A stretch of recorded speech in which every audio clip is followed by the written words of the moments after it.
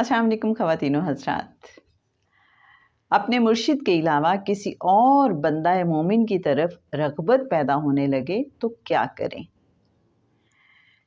مرشد کامل جناب سید سرفراز احمد شاہ صاحب اس سوال کا جواب اپنی کتاب نوائے فقیر کے پیج 107 پر یوں دیتے ہیں: آپ کسی کے مرید ہیں تو آپ پر یہ پابندی نہیں کہ آپ کسی اور بندہ مومن سے رغبت نہ رکھیں اور اس سے پیار نہ کریں، بس ایک احتیاط کر لیں کہ اپنے مرشد کے علاوہ کسی اور سے دعا کے لیے نہ کہیں اور کسی اور کا بتایا ہوا سبق تسلیم نہ کریں۔